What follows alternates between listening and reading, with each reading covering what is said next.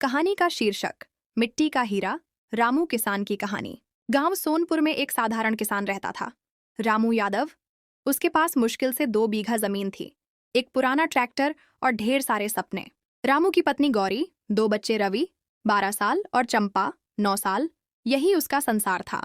गर्मियों की धूप में रामू खेत जोत रहा था। माथे से पसीना टपक रहा था, मगर चेहरे पर उम्मीद थी।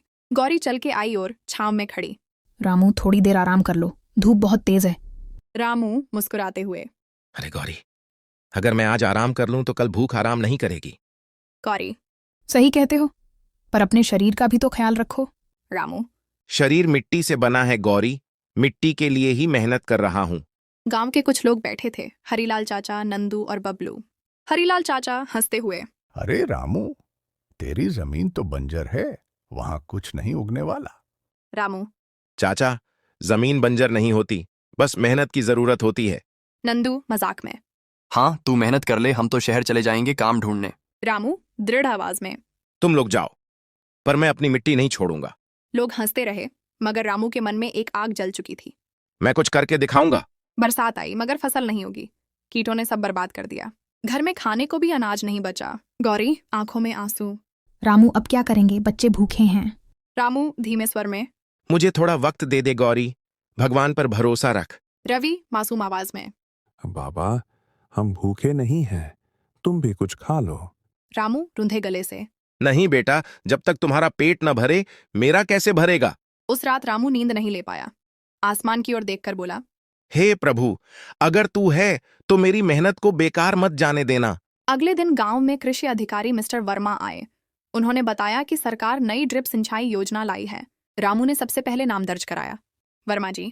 रामू, अगर तू इस योजना से खेत सींचेगा तो पानी की बचत भी होगी और पैदावार भी बढ़ेगी। गांव वाले फिर हंसे।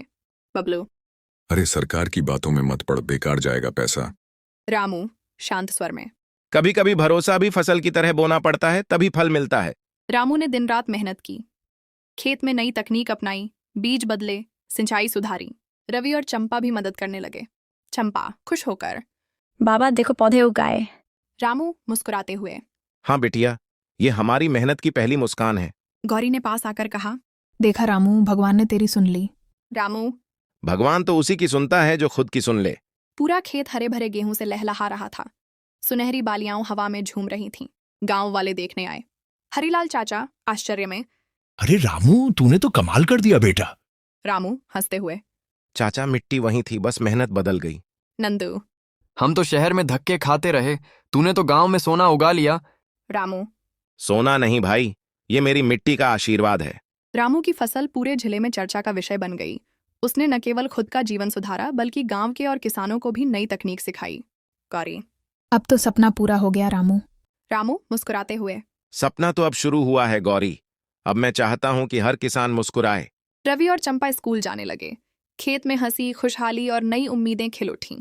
कहानी का संदेश, मुश्किलें वही तो हैं जो हमें मजबूत बनाती हैं। जो मिट्टी से डर गया, वो फसल कैसे उगाएगा।